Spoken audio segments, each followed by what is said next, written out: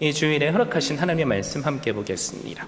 히브리서 11장 1절에서 2절 말씀입니다.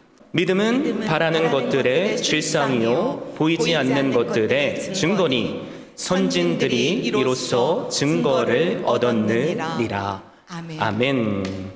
저는 이 복된 주일에 주신 말씀을 힘입어서 소망 시리즈 그 첫 번째로 믿음이 소망하게 합니다 라는 제목으로 말씀을 증거하고자 합니다. 1903년이에요. 미국의 어떤 형제는 하늘을 날아다니겠다는 꿈을 꾸었습니다. 그리고 그것을 굳게 믿었죠. 그렇지만 친구들과 동네 사람들은 이 형제들을 미쳤다고 생각했습니다. 그 믿음은 한날 망상이라고 또 여겼습니다. 왜냐하면 그들은 사람은 하늘을 날 수 없다고 생각했기 때문입니다. 그러나 이 형제는 하늘을 날 수 있다는 소망을 버리지 않았습니다. 그리고 이 형제들은 그 소망을, 그 믿음을 눈으로 보게 되었습니다. 포기하지 않는 시도 끝에 드디어 하늘을 날게 된 거죠. 다들 이 형제들의 이름을 아시죠? 유명한 라이트 형제입니다. 사랑하는 믿음의 가족 여러분, 무엇이 이들을 품었던 소망이 현실이 되게 했습니까? 그것은 다른 게 아니죠. 바로 믿음이에요. 바로 믿음이 소망하게 하고 믿음이 그 소망을 이룹니다. 히브리서 11장 우리가 함께 오늘 살펴볼 텐데요. 흔히들 믿음의 장이라고 부르죠. 믿음이 무엇인가를 잘 말해주고 있기 때문입니다. 그러면서 오늘 본문은 이렇게 시작해요. 믿음은 바라는 것들의 실상이요 보이지 않는 것들의 증거니. 이 말씀을 통해서 우리가 알게 되는 게 있죠. 그것은 바로 믿음은 소망하게 하는 것들의 기초가 된다는 겁니다. 바라는 것들의 실상이라고 했죠. 실상이란 헬라어로 휘포스타시스라고 하는데요. 밑에서 받치는 받침대라는 의미가 있어요. 그래서 기초, 본질의 의미를 가지는 단어입니다. 우리가 바라고 소망하는 것들이 이루어지도록 하기 위해서는 믿음이라는 기초, 그 받침대 위에 서야 한다는 거죠. 사실 소망과 비슷한 단어들이 많죠. 꿈, 비전, 그리고 야망 이런 단어들입니다. 근데 이 단어들은 비슷한 의미지만 사실 그 의미가 조금씩 달라요. 믿음이 없는 꿈은 망상에 불과하죠. 아무런 근거가 없기 때문에 바라기만 하는 것이기에 그렇습니다. 야망은 자기의 욕심의 기초를 둔 마음의 소원이죠. 그래서 야망을 이루기 위해서는 사람들은 남을 짓밟고 올라가야만 합니다. 그래서 야망을 갖게 되면 다른 사람들에게 피해를 줄 수밖에 없어요. 그러나 믿음의 기초 위에서 꿈을 꾸는 사람은 소망의 사람입니다. 그리고 이 사람은 비전의 사람이죠. 왜 그렇습니까? 믿음이란 기초 위에 꿈을 꾸고 있기 때문입니다. 어느 날 한 남자가 자기 자녀들과 함께 동네 놀이터에 갔어요. 그런데 그 놀이터가 너무 초라했습니다. 그곳에서 놀고 있는 자신의 아이를 보면서 좀 더 근사한 놀이터가 왜 없을까라는 생각이 들었습니다. 그리고 그 마음속에 꿈을 품었습니다. 과학과 자연이 어우러지고 새로운 꿈이 펼쳐질 수 있는 그런 꿈을 꾼 겁니다. 그리고 믿음을 가지고 그 꿈을 일궈 나가기 시작해요.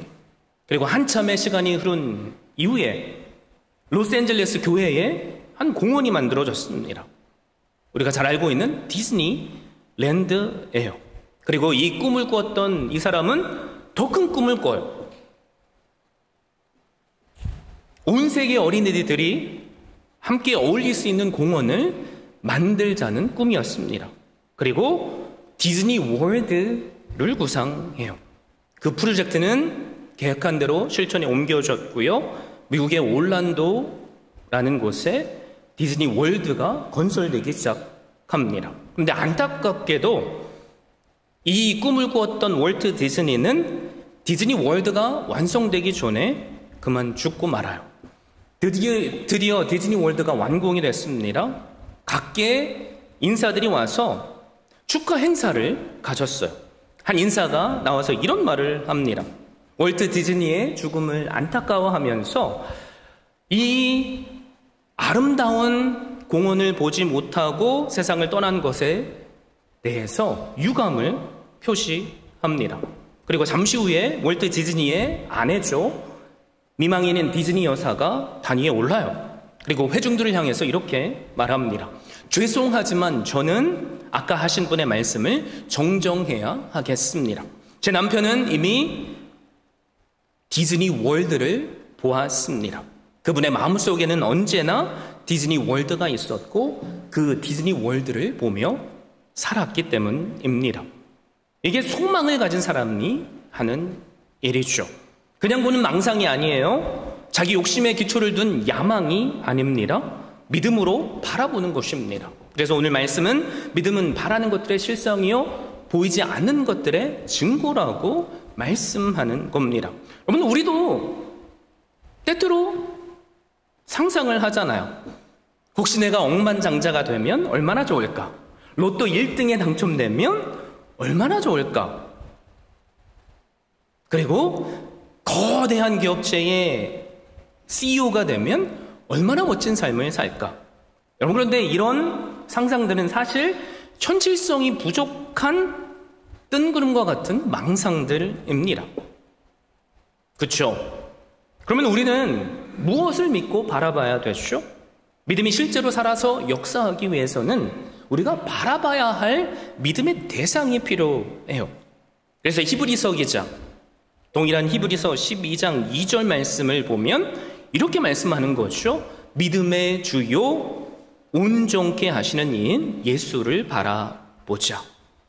여러분, 우리는 우리의 믿음의 주인이 되시는 예수님을 바라봐야 돼요. 그리고 우리의 믿음을 온전케 하시는 예수님을 바라봐야 합니다. 더 나아가서 예수님을 증거하는 하나님의 말씀을 바라봐야 합니다. 왜 그렇습니까? 말씀의 주인 되시는 하나님은 이 세상을 창조하신 분이시죠. 우주 만물을 주관하시는 분입니다. 예수님이 누구세요? 길이요 진리요 생명이 되십니다. 그리고 그분의 말씀은 언제나 진리이자 확실한 약속이기 때문입니다. 아브라함이 가나안 땅으로 향할 때 하나님께서는 이런 약속을 주셨어요. 너는 눈을 들어 너희 있는 곳에서 동서 남북을 바라보라. 보이는 땅을 내가 너와 내 자손에게 주리니 영원히 이르리라. 놀라운 하나님의 약속의 말씀이죠. 아브라함은 믿음으로 바라봤습니다. 그리고 순종했습니다. 놀랍게도 이 말씀은 그대로 이루어져요. 그리고 오늘도 여전히 이루어지고 있습니다. 그러므로 우리도 무엇을 믿어야 되죠? 하나님을 믿어야 되고요. 그리고 하나님의 말씀을 믿어야 돼요. 그리고 이 말씀을 날마다 묵상해야 합니다. 그럴 때 하나님의 말씀이 아브라함에게만이 아니라 우리에게도 주시는 약속의 말씀이 되고요. 이 말씀을 우리가 간절히 바라며 마음속으로 그리고 또 순종할 때 이 말씀이 우리의 삶에도 이루어집니다. 우리 가운데 혹시 믿음이 필요한 분 계세요? 누구를 바라봐야 되죠? 우리를 구속하신 예수 그리스도의 십자가를 바라봐야 돼요. 십자가가 뭘 의미합니까? 나의 연약함, 나의 모든 죄를 담당하시고 내 병을 짊어지신 은혜잖아요. 그래서 예수님은 십자가 위에서 피를 흘리심으로 우리의 연약함과 죄를 대신하셨습니다. 그리고 성경은 분명히 선포하죠. 이 예수 그리스도를 믿는 자는 영원한 생명을 누릴 것이다. 죄 사함을 받을 것이다. 하나님의 자녀가 되는 특권을 받을 것이다. 혹시 우리의 마음속에 갈급함이 있습니까? 소원이 있습니까? 뭘 바라봐야 됩니까? 약속의 말씀을 바라보세요. 그리고 그 말씀대로 살아보십시오. 그럴 때 우리의 삶에서 역사하시는 하나님의 은혜를 누리게 될 줄로 믿습니다.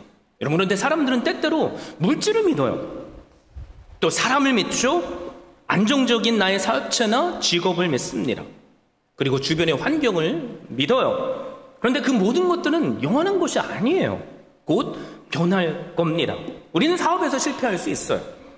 재물을 잃어버릴 수 있죠. 사랑하는 사람도 우리보다 먼저 떠날 수 있습니다.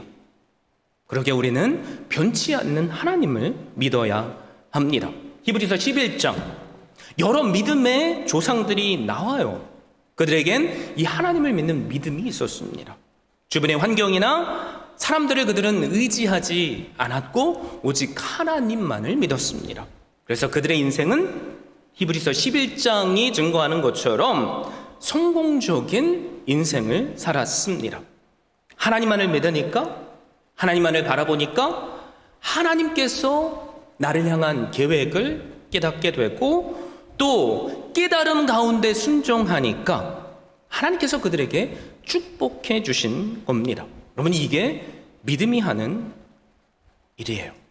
여러분, 제가 오늘 믿음이 우리로 소망하게 한다는 말씀을 나누고 있죠. 내 꿈이 아닙니다. 내 야망이 아니에요. 예수 그리스도를 바라보는 믿음이 우리로 소망하게 합니다. 그런데 우리가 알아야 할 것이 있어요. 이 주님을 바라보는 믿음 자체가 사실 응답은 아니에요. 다시 말씀드리지만 본문에 나오는 실상이라는 단어는 밑에서 받치는 받침대라는 뜻이 있다고 했죠. 내가 믿었다고 해서 그 믿음 자체가 응답으로 즉시 오는 것은 아니에요.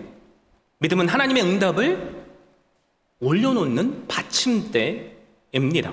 그래서 우리는 믿음이라는 받침대 위에 하나님의 약속을 올려놔야 되고요, 인내라는 받침대 위에 우리의 믿음을 올려놔야 돼요. 그럴 때 하나님은 우리의 인내를 보시고 하나님의 온전하신 때에 응답하십니다. 하나님께서 우리를 그렇다면 인내하게 하시는 이유가 뭘까요? 우리의 믿음이라는 받침대가 튼튼한지 약한지 살펴보시기 위함이에요. 그렇기 때문에 우리는 믿음이 우리의 마음속에 생겼을지라도 당장 응답이 없다고 불평하거나 원망해서는 안 됩니다. 하나님은 우리의 믿음이라는 튼튼한 받침대 위에 응답을 올려놓을 수 있는지 시험하시기 때문에 그래요. 그래서 믿음이라는 받침대를 흔들어 보시고 눌러 보십니다. 그래서 믿음에는 언제나 인내가 필요해요. 야고보서 1장 12절에 시험을 참는 자는 복이 있나니 이는 시련을 견디어낸 자가 주께서 자기를 사랑하는 자들에게 약속하신 생명의 면류관을 얻을 것이기 때문이라 라고 말씀합니다. 시련을 견디어내는 자에게 약속하신 말씀을 이루신다는 거죠. 여러분, 하나님께서 여호수아에게 여리고성을 무너뜨리겠다는 약속의 말씀을 주셨어요. 전능하신 하나님께서 그냥 말씀 하나로만 여리고성을 바로 무너뜨리실 수 없으셨겠습니까? 그런데 하나님은 즉시 하지 않으셨죠. 여호수아와 이스라엘 백성들의 믿음이 튼튼한 받침대 위에 서 있는가를 시험하셨습니다. 그리고 여리고성을 6일 동안 매일 침묵하며 한 바퀴씩 돌게 하셨고, 마지막 7일째 날에는 그 성을 7바퀴 돌게 하셨습니다. 마지막에는 믿음의 함성을 지르게 하셨습니다. 여러분, 그 7일 동안 만약에 우리가 여호수아나 이스라엘 백성들이었다면 머릿속에 어떤 생각이 떠올랐겠어요? 지금 이렇게 하는 게 맞나? 이 요새 같은 성을 그냥 침묵하고 매일 돈다고 이 성이 무너지겠어? 괜히 쓸데없는 시간 낭비하는 거 아니야? 이런 생각하지 않았겠어요? 여러분, 그런데 여호수아와 이스라엘 백성들은 순종해요. 그들의 믿음이라는 받침대가 견고했기 때문이죠. 그래서 흔들림이 없었습니다. 이 흔들림이 없는 믿음을 보시고 하나님은 그 받침대 위에 기적을 응답으로 올려놓으셨어요. 그래서 그들의 함성으로 인해 여리고성은 무너집니다. 아직 눈에 아무런 증거가 보이지 않았어요. 귀에는 아무런 소리도 들리지 않았습니다. 또 손에는 잡히는 것이 하나도 없었습니다. 그런데 이스라엘 백성들이 흔들리지 않는 믿음의 받침대 위에 인내와 순종을 올려놓으니까 하나님은 여리고성을 무너뜨려 주셨습니다. 이처럼 믿음은 소망을 이루게 하는데 그 믿음은 뭐를 반드시 요구하죠? 인내를 요구해요. 여러분, 우리에게도 인내하지 못하게 만드는 시험거리들이 분명히 있을 거예요. 그것이 사람일 수 있어요. 여러분, 우리가 얼마나 사람 때문에 실족합니까? 그것이 환경일 수 있어요. 나는 열심을 낸다고 생각하는데 환경이 변하지 않으니까 우리도 실족할 수밖에 없죠. 그럴 때 하나님께서 우리에게 요구하시는 게 뭐예요? 흔들림 없는 신앙. 믿음이라는 그 받침대 위에 인내로 서는 그 신앙이 필요합니다. 그럴 때일수록 우리는 주님을 바라보고 주님께 더 나아가야 하는 거죠. 그럴 때 하나님은 우리의 믿음을 보시고 믿음 위에 온전히 선 인내를 보시고 하나님의 때에 우리가 구하는 감히 넘어뜨릴 수 없는 것처럼 보이는 것들도 무너뜨려 주실 줄 믿습니다. 소망이 이루어지길 원하시죠? 예수님을 바라보세요. 그리고 끝까지 인내하십시오. 그리고 마지막 마무리, 가장 중요한 거예요. 말씀대로 순종하며 사십시오. 1절 하반절에 그래서 이렇게 말씀하잖아요. 믿음은 보이지 않는 것들의 증거라고 말이에요. 무슨 말일까요? 믿음이란 말씀을 마음에 품고 또 삶으로 살아가며 증명하는 거라는 거예요. 입으로 믿는다고 하면서 몸으로 행동하지 않으면 성경은 뭐라고 말합니까? 그 믿음은 죽었답니다. 야고보서 2장 17절에 행함이 없는 믿음은 그 자체가 죽은 것이다 라고 말씀하니까요. 여러분, 근데 누가복음 17장을 보면 10명의 문둥병자가 나옵니다. 이들은 모두 예수님을 만나 소리 높여 예수 선생님이여 우리를 긍휼히 여겨주시옵소서라고 고백해요. 그들이 원하는 게 뭐였을까요? 불쌍히 여기는 것이 다가 아니죠. 문둥병이 치유되길 원했어요. 그런데 예수님은 내가 너희를 치유한다라는 말씀도 없이 그냥 뭐라고 말씀하시죠? 가서 제사장들에게 너희 몸을 보이라 라고 말씀하셨습니다. 문둥병이 낫지 않았는데 제사장에게 가서 내 몸을 보인다는 것은 스스로 내 삶을 죽이는 것과 마찬가지예요. 그런데 만약에 우리가 문둥병자 중 한 명이었다면 여러분 어떻게 하시겠습니까? 가장 첫 번째 드는 생각은 화가 날 거예요. 아니, 지금 문둥병이 하나도 안 나타났는데 제사장한테 가라니요.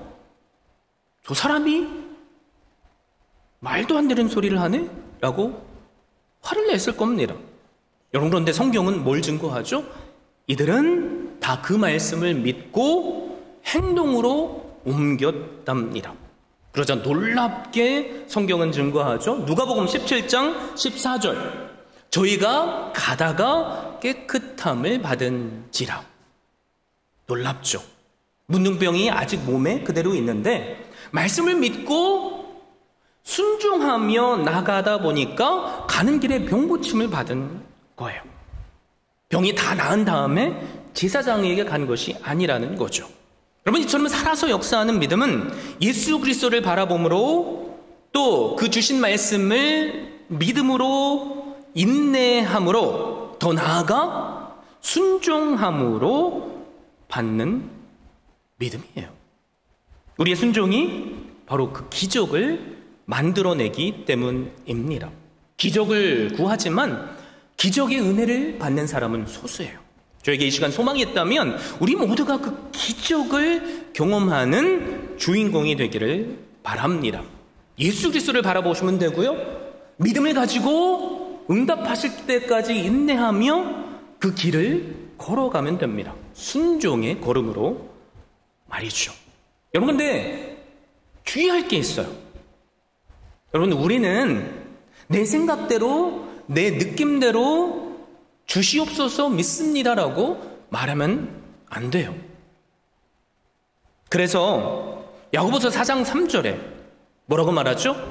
구하여도 받지 못함은 정욕으로 쓰려고 잘못 구하기 때문이다 라고 말씀합니다. 반대로 빌립보서 4장 6절 7절 말씀은 이렇게 말씀하는데요. 우리 함께 한 목소리로 크게 읽었으면 좋겠습니다. 시작. 아무것도 염려하지 말고 다만 모든 일에 기도와 간구로 너희 구할 것을 감사함으로 하나님께 아뢰라. 그리하면 모든 지각에 뛰어난 하나님의 평강이 그리스도 예수 안에서 너의 마음과 생각을 지키시리라. 아무것도 염려하지 말래요. 모든 일에 기도와 간구로 구할 것을 감사함으로 하나님께 아뢰랍니다. 그러면 어떤 일이 벌어지죠? 모든 지각에 뛰어난 하나님의 평강이 우리의 마음과 생각을 지키신대요. 여러분, 그런데 내 정욕대로, 내 야망대로 하나님께 구해보셨어요? 어떠세요? 마음이 편하지 않아요. 불편합니다. 나도 내 마음의 진심을 알고 있기 때문에 속에 꺼리낌이 있는 거예요.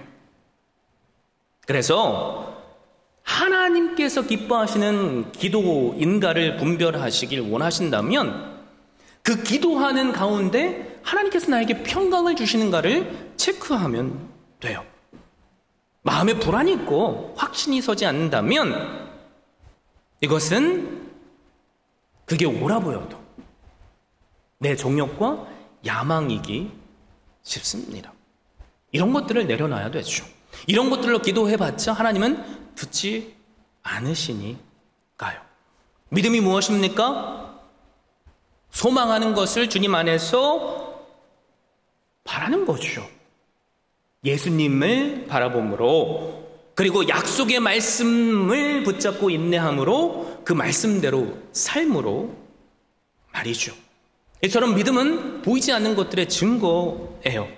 다른 말로 표현하자면 내가 현재 볼 수 없는 것들을 보게 해주는 증거라는 말입니다. 사실 사람이 볼 때 불가능해 보일 수 있어요. 라이트 형제가 하늘을 날고자 하는 꿈, 모든 사람들이 불가능하다고 했잖아요. 근데 그게 가능해졌습니다. 여러분, 그러면 변치 않는 하나님의 말씀은 어떻겠어요? 불가능해 보이는 말씀들이 얼마나 많습니까? 그런데 우리가 그 말씀을 붙잡고 나에게 주신 약속으로 받는다면 여러분, 그 불가능은 하나님 앞에서 가능이 돼요.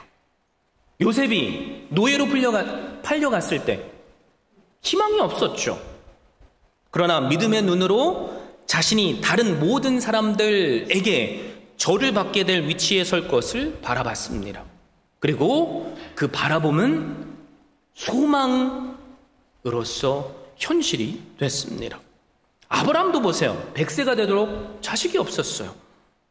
가능성도 없었죠. 그런데 하나님의 말씀을 의지하고 또 인내하고 순종하니까 하나님께서는 자식을 허락하셨고요. 그리고 그 자녀들은 하늘의 별과 바다의 모래처럼 많은 이스라엘 민족이 되었습니다. 그리고 우리가 예수 그리스도를 믿는 믿음으로 영적인 아브라함의 자녀가 되었습니다. 여러분, 이게 믿음이에요. 불가능해 보여도 하나님께서 약속하신 것이라면 믿음의 눈으로 그것을 보고 인내하며 순종할 때 이루어지는 것, 이게 믿음입니다. 여러분, 주님께서 여러분에게 어떤 꿈을 주셨어요? 어떤 믿음을 주셨습니까? 다들 있으시죠? 그 꿈의 근거가 되는 그러면 하나님의 말씀은 도대체 뭐예요? 그 말씀을 붙잡고 믿음으로 나아갈 수 있기를 바라요. 여러분, 우리가 2025년에 하나님께서 우리에게 주신 비전이 있어요. 그게 뭘까요? 부흥의 파도를 타는 교회가 되라고 하셨습니다. 여러분, 그런데 6개월 정도가 지난 이 시점에 어떤 생각이 드세요? 안 될 것 같은데? 상황이 더 악해지는데? 이게 도대체 이루어질까? 이런 생각이 드시나요? 하나님의 말씀이 문제가 있습니까? 아니죠. 문제가 있다면 우리에게 있는 거예요. 그 마음조차도 하나님께 맡기십시오. 그리고 예수 그리스도를 바라보세요. 죄인된 나를 살리신 그 능력의 주님께서 우리에게 주신 약속의 말씀을 이루시지 못하시겠습니까? 그리고 언제까지요? 이루어 주실 때까지. 그게 언제가 될지 몰라요. 그러나 우리 모두는 하나님의 계획표 안에 있어요. 분명히 이루어 주실 줄 믿습니다. 아멘이시죠? 인내하십시다. 그리고 내가 할 수 있는 순종을 해보자고요. 믿습니다 라고 말하지 말고 때를 어떤지 못 어떤지 간에 소망에 관한 이유를 묻는 자들에게 내가 믿는 예수 그리스도를 전해보자고요. 그럴 때 보이지 않는 것들이 증거가 되게 하시고 바라는 것들이 실상이 되게 하시는 은혜를 주실 줄 믿습니다. 그래서 2절 말씀에 보면 선진들이 이로써 증거를 얻었느니라 라고 기록하고 있어요. 그래서 11장에 수많은 믿음의 선배들이 나오죠. 아벨도 에녹도 아브람도 요셉도 모세도 또 히브리서 12장 1절에 나오는 우리에게 구름같이 둘러싼 허다한 증인들도 모두 이 믿음으로 견고히 선 자들이에요. 그래서 그들의 믿음이 성취되게 하시는 은혜를 누렸습니다. 저에게 이 시간 소망이 있다면 우리 모두가 이 소망의 사람들이 되면 좋겠어요. 주변의 환경이 어려워요. 부정하지 않습니다. 내일이 더 어려울지 몰라요. 여러분, 환경을 바라지 마세요. 예수님을 바라보십시오. 사람들이 안 된다고 할 수 있어요. 내 머릿속에 안 된다는 생각이 들어올 수 있습니다. 사람의 말이 아니라 예수 그리스도를 바라보세요.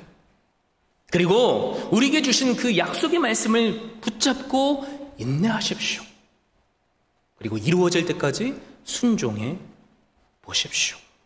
그럴 때 믿음이 우리를 소망하게 할 것이고 그 소망이 과거 수많은 믿음의 선배들에게 이루어 주신 것처럼 우리에게도 응답으로 이루어지게 될 줄로 믿습니다. 저에게 이 시간 소망이 있다면 저를 비롯해서 우리 모두가 그 소망을 이루게 하시는 하나님의 은혜를 누리시는 한 분 한 분 되시기를 예수 그리스도의 이름으로 축원드립니다.